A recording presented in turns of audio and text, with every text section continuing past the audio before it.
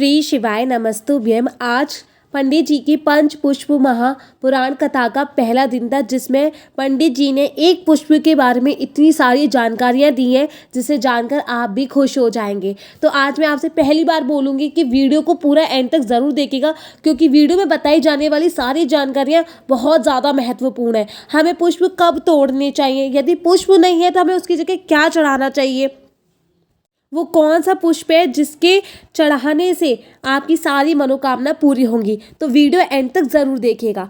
Video शुरू करते हैं।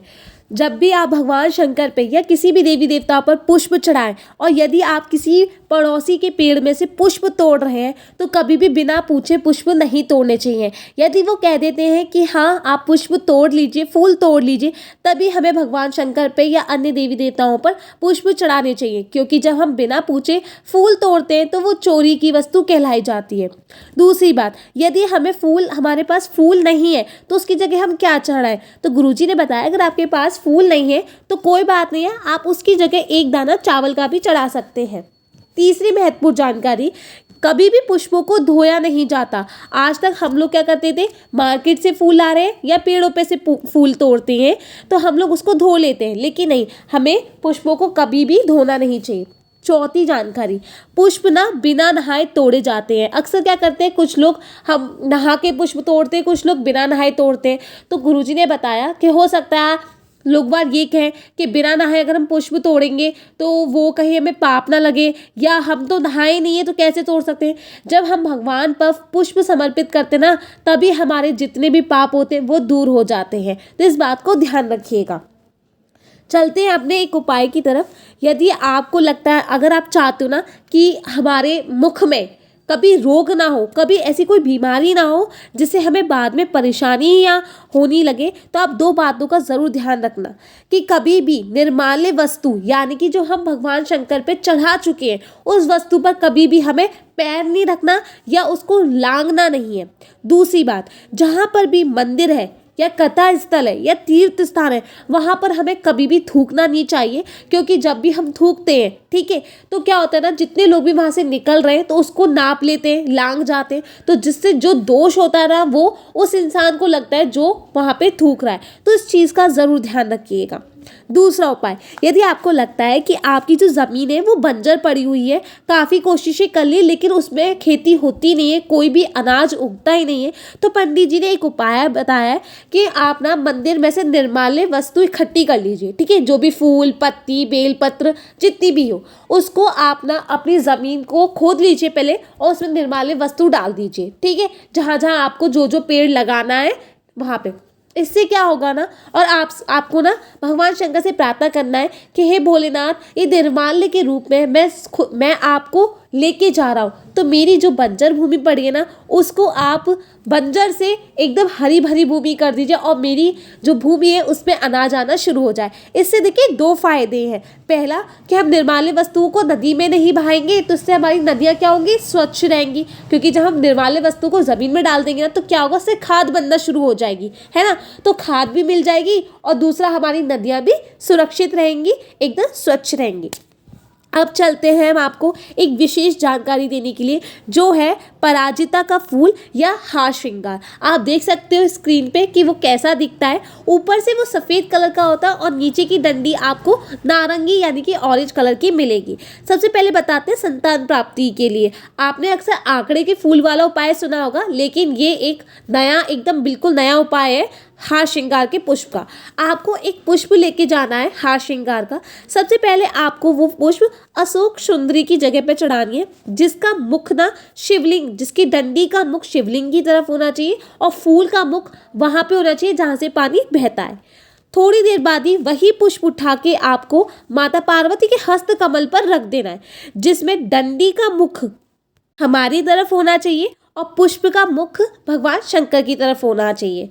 फिर आपको वही पुष्प उठाकर महादेव की शिवलिंग पर चढ़ा देना है, जिसमें डंडी का मुख तो शिवलिंग की तरफ होना चाहिए और पुष्प का मुख हमारी तरफ होना चाहिए। आप स्क्रीन पर देख के समझ सकते हो कि डंडी का मुख किधर हो रहा है और पुष्प का मुख किधर हो रहा है। अगर आप जब ऐसे अपराजिता का फूल पारिजात का फूल और हार श्रृंगार का फूल भी कहते हैं। अगर आप जब ये फूल चढ़ाते हो ना तो आपकी जो संतान प्राप्ति, जैसे आपके घर में संतान नहीं हो रही है या वंश आगे नहीं बढ़ रहा है, वो सारी समस्याएं दूर होती हैं। ये उपाय आप किसी भी दिन कर सकते हैं। अब चलते हैं दूसरे उपाय की तरफ। हार श्रृंगार का ये भी उपाय।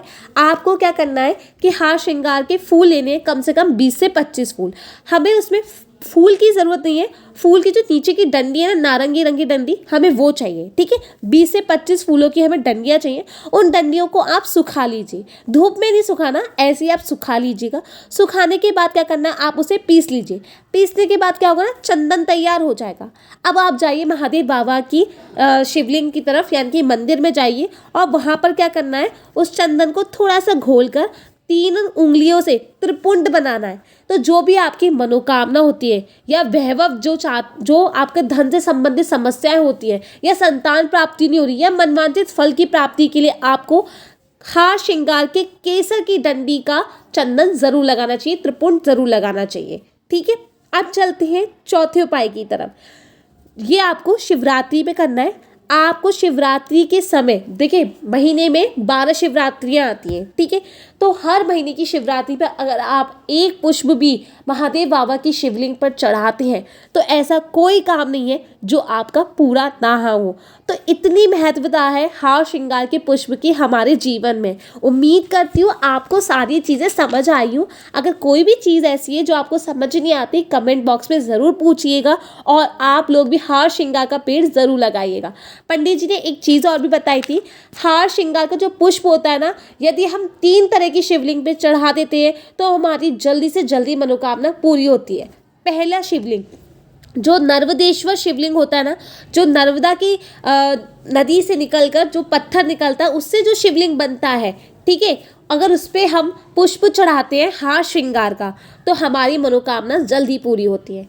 दूसरा शिवलिंग, ऐसे शिवलिंग पे जहाँ पे शिवलिंग एकदम एकांत में रहता है, जहाँ कोई आता जाता नहीं है, बस शिवलिंग रखा हुआ है। ठीक है, जैसे हम एकांतवासी शिवलिंग भी कहते हैं। अगर हम वहाँ पर पारिजात का फूल या फिर हार श्रृंगार का पुष्प चढ़ाते हैं तो कितना भी बड़ा आपका अदालत में केस चल रहा होगा, वो आपके एकदम अनुरूप हो जाएगा। आप उस केस में ज़रूर जीत जाएंगे, यानी कि आपको उस समस्या से छुटकारा ज़रूर मिल जाएगा। तीसरा शिवलिंग, जहाँ पर भी आपने देखा होगा कुआं, नदी के आसपास जब शिवलिंग रखा होता है ना, अगर हम उस समय वहाँ पे हार श्रृंगार का पुष्प चढ़ाते हैं तो भी हमारी मनोकामना बहुत जल्दी पूर्ण होती है। तो आपने देखा होगा आज की वीडियो में आपको काफ़ी महत्वपूर्ण जानकारियाँ मिली होंगी, क्योंकि आज की कथा में पंडित जी ने काफ़ी अच्छी चीज़ें बताई थी। चीज़ें तो रोज़ ही अच्छी होती हैं, लेकिन आज पुष्प के बारे में हमें और आपको सभी को नई जानकारियाँ देखने को मिली है। उम्मीद करती हूँ आपको वीडियो पसंद आई होगी। हर हर महादेव, श्री शिवाय नमस्तुभ्यम।